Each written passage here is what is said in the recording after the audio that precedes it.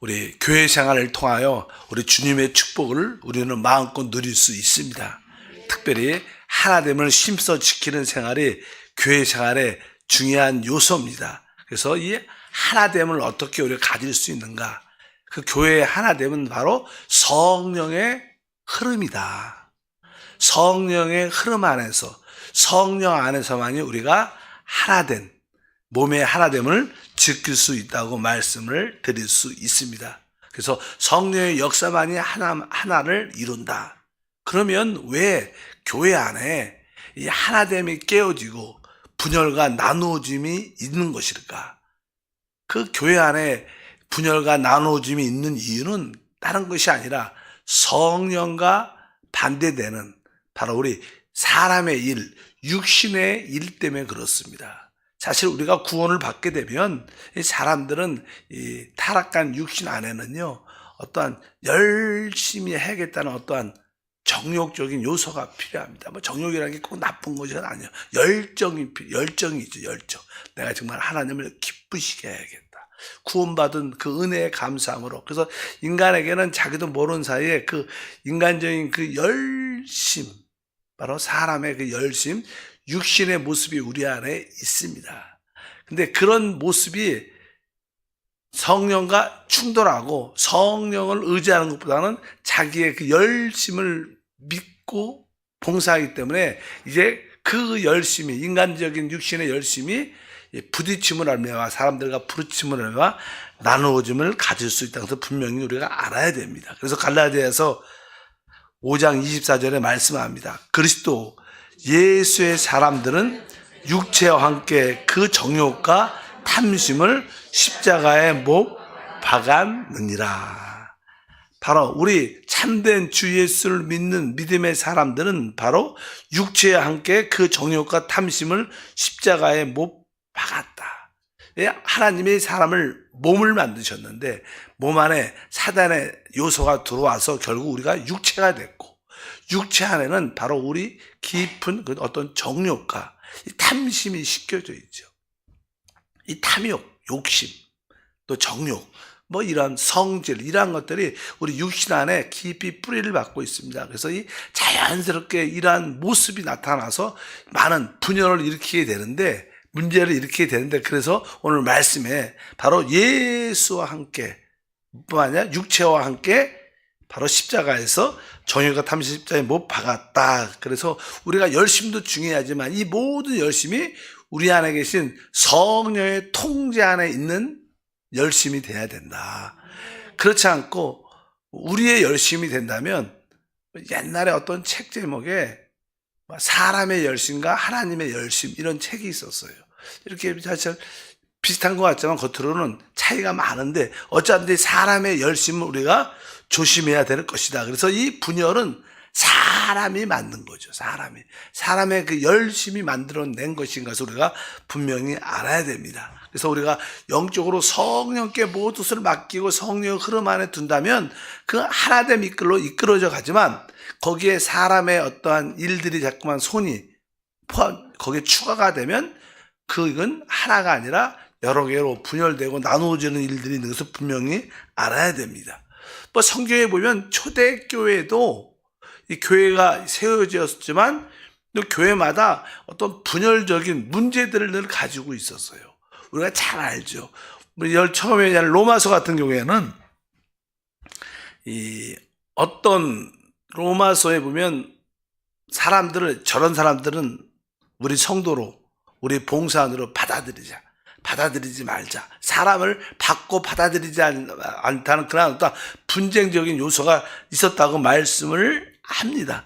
그래서 로마서 14장에 보면 주로 그런 이야기가 쭉 기록되어 있죠. 13절부터 16절까지니까, 그런즉 우리가 다시는 서로 비판하지 말고 도리어 부딪힐 것이나 거칠 것을 형제 앞에 두지 아니하도록 주의하라.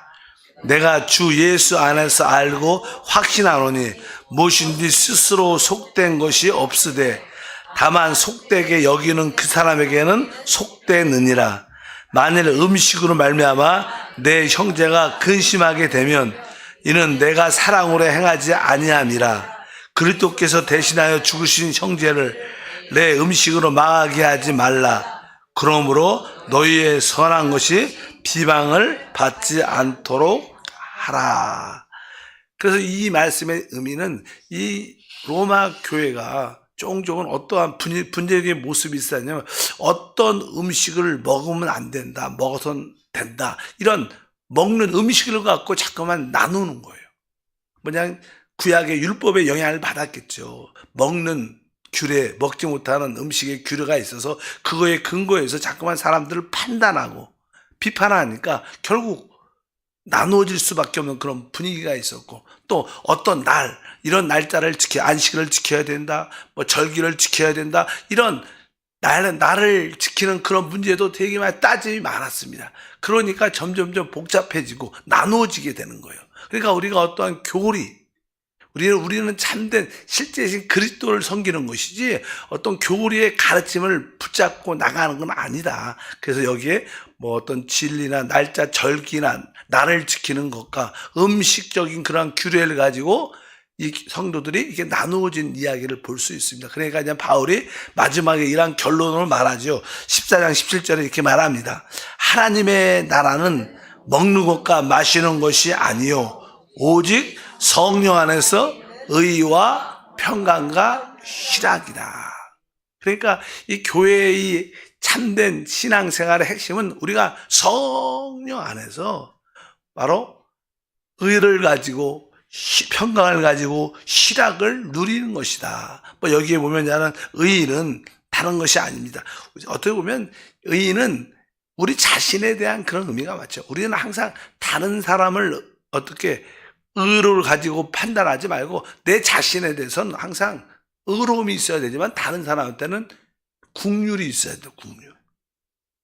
거꾸로 나한테는 국률을 베풀고 다른 사람한테는 의라는 잣대를 대면 그것은 항상 나누어짐밖에 없습니다. 항상 우리는 내 자신에 대해서는 의로움을 추구하되 다른 사람한테 국률을 가지고, 여기 뒤에 보니까 평강은 사실 사람들과의 모든 관계가 어떻게 평강돼야 되고, 희락, 기쁨이라는 것은 바로 우리가 하나님에 대해서 늘 기쁨, 성령 안에서 우리가 의와 이 평강과 희락, 기쁨을 가지고 교회 생활하는 것이지, 먹고 마시고 날을 지키고 이런 따지는 문제가 아니다. 그래서 이런 걸 만약에 우리가 갖고 있다면 그것은 다 사실 우리 안에 있는 어떤 정욕적인 자기가 낫다는, 다른 사람보다 내가 낫다는 그러한 정욕적인 요소 때문에 발생하는 것이다. 이렇게 말씀을 드릴 수 있습니다. 고린도 교회도 보면 또 이렇게 분열적인 요소가 좀 많이 있죠. 우리가 알다시피 거기는 인간적인 어떤 지혜와 철학들이 들어오면서 자꾸만 교회가 나누어지고, 특별히 영적으로 이 고린도 교회가 얼마 안 됐기 때문에 영적으로 성장하지 않았기 때문에 또 분열적인 모습을 갖습니다. 사람들이 이렇게 영적으로 성장하지 않으면 이렇게 사람을 따르죠. 우리의 신앙생활은 그리스도를 따르는 것인데, 그래서 그 교회는 나는 게바다, 나는 아볼로다, 나는 바울이다, 이렇게 어떤 분쟁적인 요소를 많이 갖고 있었습니다. 특별히 고린도전서도 한번 읽어보니까 1장 11절 13절 내 형제들아 글로의 집 편안으로 너희에 대한 말이 내게 들리니 곧 너희 가운데 분쟁이 있다는 것이라. 내가 이것을 말하거니와 너희가 각각 이르되 나는 바울에게, 나는 아볼로에게, 나는 게바에게, 나는 그리스도에게 속한 자라 한다는 것이니 그리스도께서 어찌 나누었느냐? 바울이 너희를 위하여 십자가에 못 박혔으며 바울의 이름으로 너희가 침례를 받았느냐? 이렇게 이 내용을 보면 이 고린도 교회도 여러 가지 사람의 선호에 따라 나는 저 사람이 좋고 어떤 사역자를 따라서 이렇게 분쟁된 그런 모습을 많이 가진 것을 알 수 있습니다. 또 성경에 보면 갈라디아 교회도 이런 요소가 많이 있는데, 갈라디아 교회는 특별히 유대에서 가르친 어떤 교사들, 특별히 율법에 가르치는 교사들이 내려와서 할례를 강조를 진짜 많이 했어요. 그래서 갈라디아 이 교회의 핵심적인 할례를 받아야 된다, 아니다, 할례 때문에 할례를 중심으로 교회가 쫙 갈라졌어요. 그래서 이 갈라디아서 읽으면 할례라는 단어가 진짜 많이 나옵니다. 근데 사실 그런 할례를 받느냐 받지 않느냐, 이것도 사실 하나의 교리적인 요소입니다. 그래서 여기에 나오죠. 갈라디아서 5장 2절에 보라, 나 바울은 너희에게 말하노니 너희가 만일 할례를 받으면 그리스도께서 너희에게 아무 유익이 없는지라. 또 6장 12절과 15절도 무릇 육체의 모양을 내려 하는 자들이 억지로 너희에게 할례를 받게 함은 그들이 그리스도의 십자가로 말미암아 박해를 면하려 함 뿐이라. 할례나 무할례가 아무것도 아니로되 오직 새로 지으심을 받은 것만이 중요하니라. 그러니까 외적인 어떤 할례의 어떤 형식과 의식을 강조해서 그걸 붙잡게 되면 결국 교회가 그런 가르침으로 인하여 지식으로 인하여 나누어지게 됩니다. 그래서 우리가 이러한 것들을 분명히 알고 이러한 가르침 붙잡음을 가져서는 안 될 것이다. 여기 뒤에 보니까 아까 할례나 무할례가 아무것도 아니로되 오직 새로 지으심을 받은 것만이 중요하니라. 뭐 이것은 새로 지으심을 받은 것은 새 피조물, 새 창조를 말합니다. 진짜 필요한 것은 바로 하나님의 성령과 우리 영이 연합된 새 창조가 중요하다는 뜻이 정확한 이 의미는. 그러니까 진짜 그리스도 안에서 우리는 새로운 피조물이 됐죠. 우리의 신앙은 바로 영이신 하나님과 거듭난 우리 영이 한 영 됐다는. 이게 사실 새 창조죠. 새 창조. 연합된 새 창조. 그것이 중요하지. 할례를 받아야 된다, 안 받아야 된다, 중요하다, 안 중요하다, 이런 것이 중요하지 않다는 거예요. 실제 우리 모든 신앙의 실제는 그리스도인데 그리스도를 실제로 체험할 수 있는 길은 오직 성령밖에 없습니다. 성령이 와야, 실제 영이 와야 우리는 참된 것을 붙잡는 것이, 그 외에는 다 그림자죠. 그림자를 붙잡고 자꾸만 주장하지 말라는 거예요. 실제 하나님의 성령과 거듭난 우리 영을 따라 하나가 될 때 참된 신앙의 믿음의 길을 가게 될 줄 믿습니다. 그리고 나서 뒤에 보면 이제 골로새서 교회 같은 교회는 그 교회 안에 어떤 철학, 어떤 사상, 천사 숭배, 어떠한 그러한 아주 가르침, 다른 가르침이 들어왔습니다. 하나님의 성령의 가르침은 실제로 다른 것이 아니라 바로 하나님께서 그분 자신의 생명을 우리에게 나누어 주는 것이 성경의 기본적인 가르침입니다. 왜? 그분이 이 땅에 오신 것은 바로 우리로 생명을 주기 위해서 오신 겁니다. 생명을 위한 것인 줄 믿습니다. 그래서 이제 특별히 에베소서 같은 걸 먼저 보면, 에베소에 보면 이렇게 말합니다. 4장 14절에 이는 우리가 이제부터 어린아이가 되지 아니하여 사람의 속임수와 간사한 유혹에 빠져 온갖 교훈의 풍조에 밀려 요동하지 않게 하려 합니다. 이 교회는 이제 사람의 어떤 속임수와 간사한 유혹에 빠져 온갖 교훈의 풍조에 뭐 여러 가지 어떤 가르침들이 많이 들어왔어요. 그러니까 진짜 그리스도를 붙잡지 않고 어떤 다른 가르침들을 많이 붙잡는 요소를 많이 갖게 됩니다. 그러니까 이런 것들도 결국 하나됨을 방해시키는 하나의 요소다, 이렇게 분명히 말씀을 합니다. 또 골로새서 교회도 한번 더 보면 2장 8절 18절에 누가 헛된 철학과 헛된 속임수로 너희를 사로잡을까 주의하라.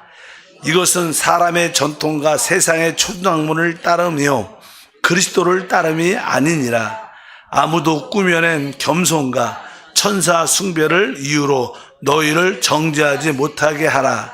그가 그 본 곳에 의지하며 그 육신의 생각을 따라 헛되이 과장하고, 이런 말씀이 기록되어 있어요. 여기 보니까 뭐 세상에서 들어온 철학, 어떤 속임수, 세상의 전통, 이런 것들은 다 초등학문, 세상에 속한 것들이다. 또 여기 보니까 꾸며낸 겸손, 이것은 이렇게 꾸며낸 겸손, 아주 겸손한 채 하는 거죠. 되게 이렇게 외식하는 신앙이죠. 외식하는, 아주 어떻게 하면 우리가 더 겸손하게 살 수 있을까? 뭐 교회에서 주님께서 나는 온유하고 겸손하다. 그러니까 그냥 교회는 참 겸손하게 주님의 겸손을 또 외적인 행위로 남들한테 보이려는 행위, 거짓 겸손을 갖고 아주 이렇게 행동을, 이렇게 말을, 그런 또 뿐만 아니라 천사 숭배. 이게 사실 좀 영적으로 신령한 사람은 또 천사를 봤다 그러면 천사 영적인 존재가 잘 안 보이죠. 영적인 눈이 있어야지만 보이는데 그냥 천사를 받고 막 천사 이야기를 많이 하니까 그런 이야기를 하는 사람들을 조금 어떻게 또 이렇게 뛰어나게 보이고 또 그 천사가 우리를 도우니까 그 천사를 따르는 사실 천사는 우리의 뭐예요? 종입니다. 종. 우리 하나님의 아들이고 그러니까 잘못 가르침을 통해서 좀 신령한 척으로 해갖고 천사를 따르게 하는 이런 가르침들이 다 잘못된 거라는 이야기를 쭉 합니다. 그러니까 이 초대교회에 세워진 교회들도 많은 어떤 분쟁적인 요소가 많이 있었다는. 그러나 이러한 근본적인 원인은 사람의 다 어떻게 욕심에서 자기를 높이려는 욕심에서 나온 가르침들이다. 우리가 그런 거에 속아서는 안 된다 이렇게 말씀을 합니다. 그래서 우리가 이러한 분열 나누어주면서 이기려면 우리가 사실 영적으로 교회가 영적으로 성장해야 돼. 영적으로 성장해야 어린아이 같은 신앙에 머물러 있으면 자꾸만 분열과 분쟁에 참여하게 됩니다. 그러나 영적으로 교회가 성도들이 성장하게 되면 바로 우리는 그런 어린아이 같은 일들에서 벗어날 수 있다. 그럼 어떻게 우리가 영적인 성장을 가질 수 있는가? 사실 교회는 성경 전체적인 가르치면은 많은 가르침들이 다양하고 있습니다. 그러나 우리가 그 성경의 경륜의 중심은 알아야 되죠. 성경의 경륜의 중심은 바로 하나님의 아들 그리스도십니다. 또 그분의 몸인 교회가 성경의 중심이에요. 그래서 우리가 그리스도와 교회를 빗나가서는 안 된다. 어떤 상황 가운데 있을지라도 어떤 성경 공부를 해도 항상 그리스도와 교회 안으로 돌이켜서 우리가 하나됨을 가져야 될 줄 믿습니다. 그렇기 위해서 우리는 참된 성경의 진리를 붙잡아요. 진리, 변치 않는 진리와 또 우리가 말하는 그 영에 대한 또 생명에 대한 기본적인 인식을 우리가 가지고 있어야 돼요. 아, 진리가 무엇인가? 진리는 예수 그리스도시죠. 그 진리, 바로 예수 그리스도 진리, 영, 생명, 또 영과 생명으로 건축되는 그런 교회, 거기에 대한 이해를 갖고 바로 그분이 우리 안에 내주하시죠. 죽음과 부활을 통하여 우리 안에 어떻게 실제로 내주하는 영이셔요. 그래서 우리는 내주하는 이 영에 대한 어떠한 인식과 느낌의 생명의 느낌에 순종하면서 주님을 따라가면 우리는 사실 하나됨 안으로 들어올 수 있습니다. 다른 가르침을 막 하게 되면 결국 그런 선호에 따라서 나는 그런 것이 맞고 맞지 않다 이렇게 이야기할 수도 있죠. 제가 며칠 전에 어떤 목사님의 설교를 들었는데 그 설교를 들으면서 어떻게 재밌다고 표현하면 좀 그런 것 같고요. 그냥 사실 그냥 요즘에는 잘 못 보겠어요. 제가 선교사로 있을 때도요, 어떤 사역이 많이 있었냐면 어떤 목사님들이 많은 집회 가운데 사람들이 앞으로 나오게 하고 탁 하면 이게 탁 쓰러지면 뒤에서 잡아주고 그런 사역을 여러분도 봤죠, 많이.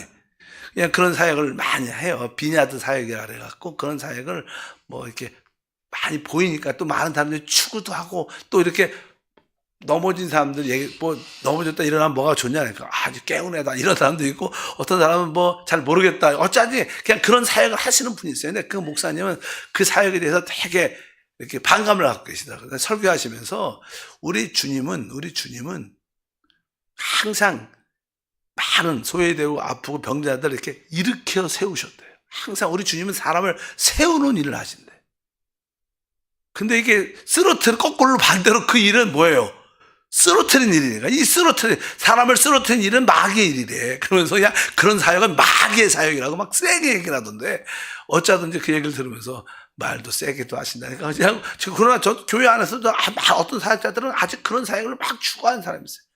그러면서 그분들이 하시는 말씀들은 내가 하고 싶어서 했냐. 내가 이렇게 성령을 위해서 기도했더니 쓰러졌는데 내가 한 게 아니라 성령이 하신 것이다. 그분들의 말은 주장은 그거예요.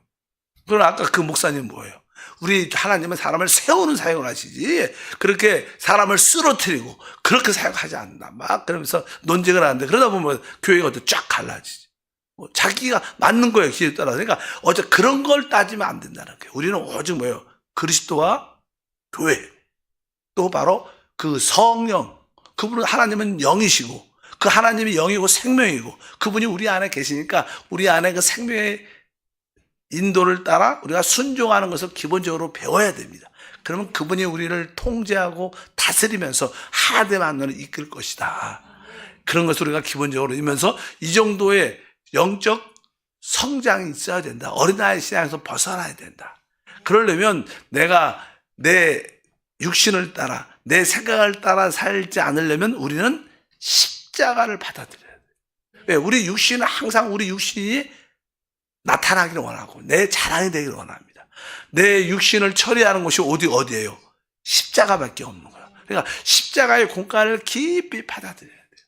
교회에서 봉사할 때도 항상 십자가를 기쁨으로 지는 훈련이 되죠. 그게 뭐예요? 십자가를 지는 것은 뭐예요? 자기를 부인하고 자기 십자가를 지고 주님을 따르는 것입니다. 주님을 따른다는 기본 전제는 자기를 부인하고 자기 십자가를 지는 게 주님을 따르는 기본적인데 그 일을 다른 말로는 영을 따라 살아가는 거예요.